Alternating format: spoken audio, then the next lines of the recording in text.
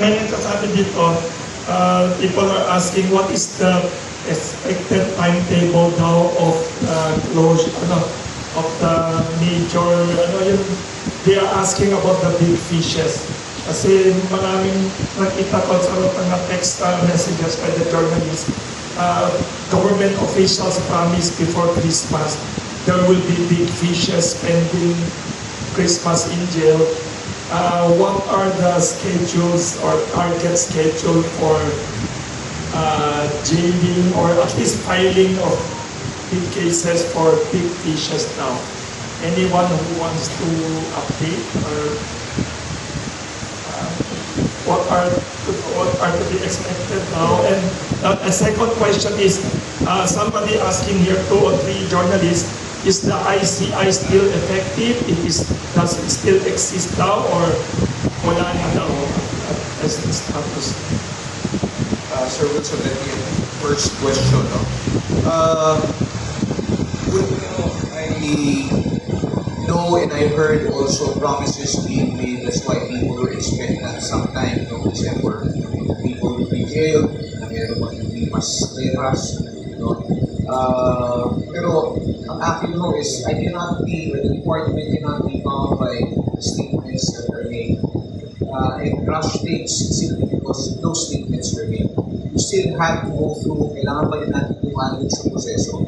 At ang sinabi naman po namin is that by the start of the year, there will be filings of cases as against various personalities. In fact, ito po may file na kaso ngayon sa Sandigan Bayan, ito as against Zaldico, former Congressman Zaldico, former Senator Bong Revilla, is the product of investigations na ginawa po ng Department of Justice. So, simula po tayo dyan. Tinutukan po muna natin yung mga ghost projects na sinasabi nila sa First District ng Bulacan. Dahil sa ito po yung mas madaling tukuyin, mas madaling makita, mas madaling alamin, mas madaling ma-verify.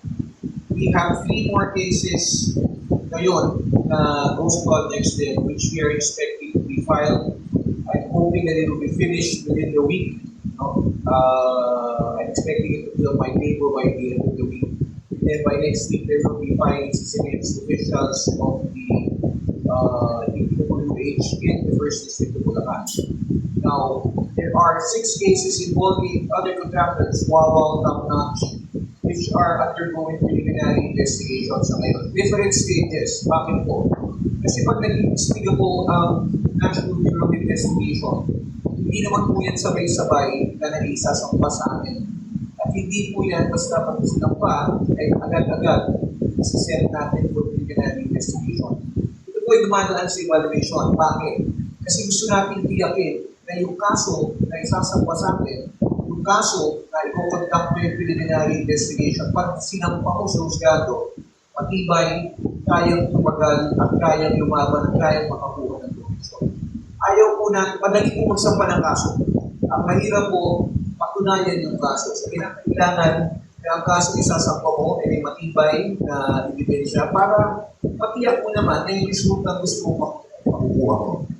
Now, aside from those 6 cases, the timetable, siguro before the end of, by the middle of February, there will be also ready. There will be either filings, either before the regional court or the Sandigan Bayan. And then we have 2 other cases for plunder. This time as against 2 or 3 cases again for plunder as against Senator Estrada and then again former Senator Bong Revilla, which is undergoing, which will start preliminary investigation. Hopefully the subpoenas will be issued within the week. It will be set siguro before the end of the month.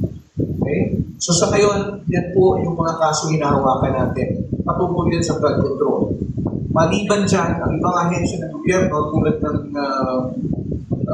Bureau of Internal Revenue have filed cases as against contractors and other personalities.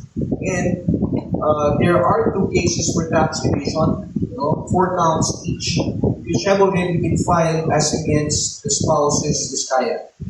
Okay? Okay, these cases have already been resolved, approved, and the information is already filed before the court with appropriate jurisdiction.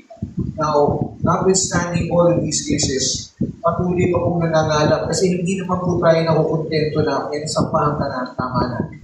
Malawak po ito, napakarami pong proyekto na maaaring involved dito, napakarami pong tao na binabanggit ang pangalan. Tinitingnan po yan. Kaya naman po, sabi ko nga, hindi natin pwedeng madaliin. Kailangan po, kung nagkamali tayo, huwag na natin ulitin yung pagkakamali na yun. No? Kung kailangan natin maging masinop tayo sa pagkalat ng ebidensya, kahit na ito yung mga hulugang medyo tatagal ka ng konti, mas magiging na po yun. At least natitiyak natin kung yung gusto mong pasahusgado, makakakuha tayo ng gusto mong gusto. Thank you, Prosecutor General.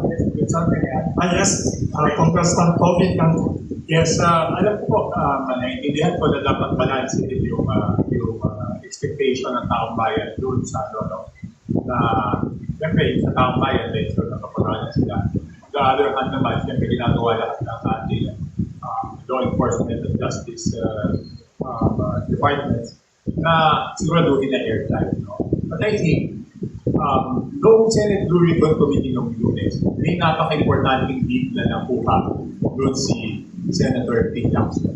Diba? We will recall, nabanggit noon sa isa sa mga video na isaldi ko, na sinasabi ko yung videos naman niya, hindi lahat totoo. Pero merong totoo. He mentioned a house na 30 Tamarind Road. Diba? Pinention ni Sandy ko yun, na sabi ni former Speaker Martin Romualdez. Pero noong time na yun, wala.